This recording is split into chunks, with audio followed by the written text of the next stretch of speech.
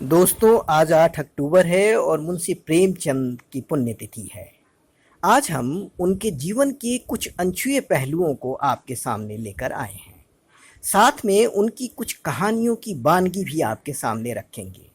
यह भी बताएंगे कि मुंशी प्रेमचंद जो आरंभिक दिनों में धनपत राय श्रीवास्तव के नाम से जाने जाते थे, उनका नाम मुंशी प्रेमचंद कब और कैसे पड़ा। तो इस वीडियो के अंत तक बने रहिएगा। बहुत ही रोचक जानकारी मुंशी प्रेमचंद के बारे में हम लेकर आए हैं। बने रहिएगा दोस्तों वीडियो के अंत तक।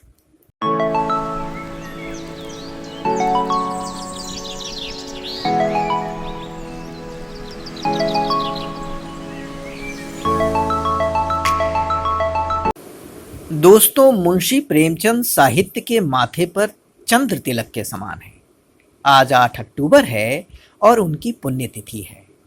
आइए उनके जीवन और साहित्य के कुछ पन्नों को पलटते हैं। उनका जन्म बनारस के निकट लम्ही गांव में 31 जुलाई 1880 में हुआ था और साहित्य का विशाल सृजन करते हुए महज 56 वर्ष की आयु में 8 अक्टूबर 1936 को उन्होंने इस दुनिया को अलविदा कह दिया। प्रेमचंद का आरंभिक नाम धनपत राय श्रीवास्तव था।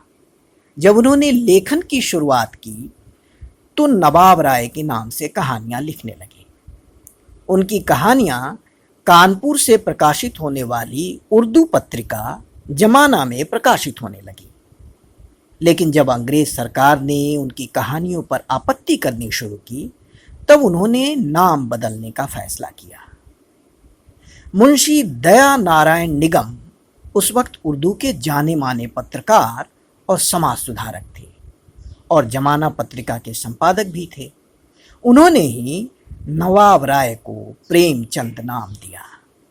दिसंबर 1910 में जमाना पत्रिका में बड़े घर की बेटी शीर्षक से उनकी कहानी प्रकाशित हुई, जिसमें पहली बार उनका नाम प्रेमचंद छपा।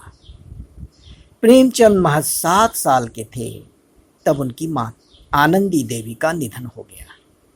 इसके बाद घर की स्थिति को देखते हुए 15 वर्ष की अल्पायु में ही उनके पिता अजायब राय ने एक अमीर घराने की लड़की से उनका विवाह कर दिया। पहली पत्नी उन्हें रास नहीं आई और कुछ समय बाद ही वह उन्हें छोड़कर चली गई। इसके बाद मुंशी प्रेमचंद ने बाल विधवा से विवाह करने का फैसला किया और शिवरानी देवी से उनका दूसरा विवाह हुआ। मुंशी प्रेमचंद ने 13 वर्ष की आयु से ही लेखन आरंभ कर दिया था। उन्होंने उपन्यास और कहानियों से लोगों के दिलों में जगह बनाई।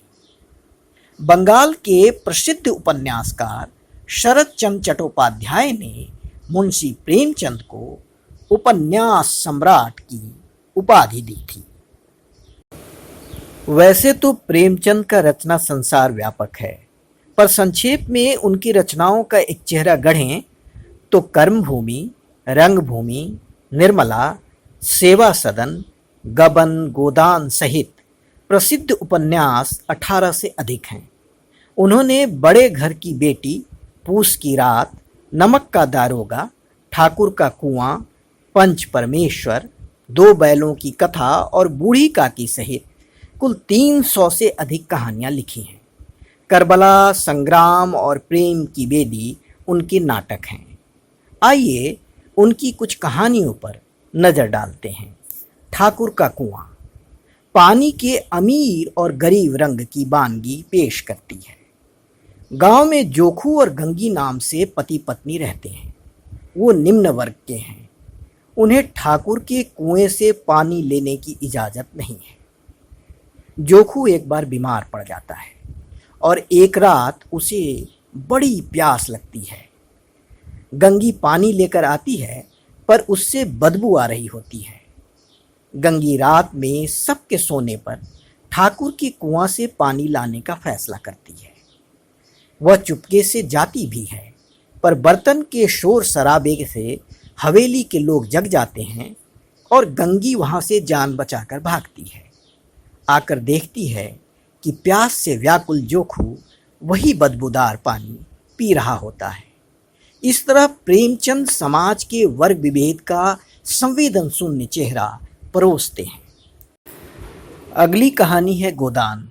यह कहानी होरी नामक एक किसान की कहानी है। उसके घर में उसकी पत्नी धनिया, दो बेटी सपना और रूपा और एक बेटा गोबर रहता है। होरी और धनिया किसी तरह अपने घर का गुजर बसर करते हैं। दोनों भी चाहते हैं कि उनके पास एक गाय हो।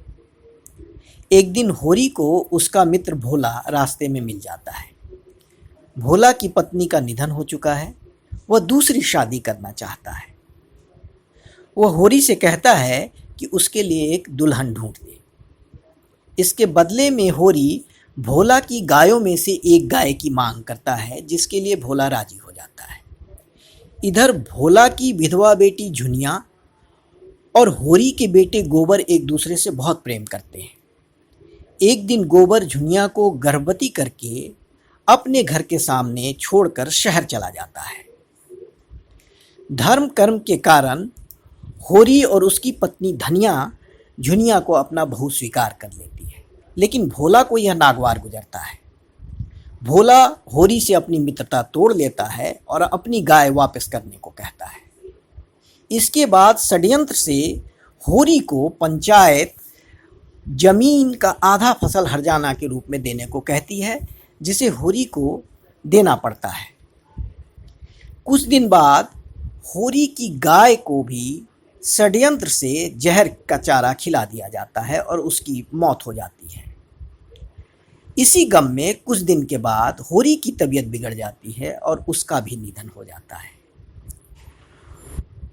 इसके अंतिम संस्कार के लिए धनिया पंडित को बुलाती है, जो शर्त रखता है कि धनिया को अपनी बिरादरी वालों को भोजन करवाना पड़ेगा और पंडित को एक गाय दान में देनी होगी। धनिया सोचती है, जीते जी तो उन्हें गाय का सुख नहीं मिला और अब गोदान। कुछ क्षण बाद धनिया भी जमीन पर गिर जाती है और उसकी मौत हो जाती है। यह कहानी प्रेमचंद समाज को एक आईना दिखाते हैं इस कहानी से।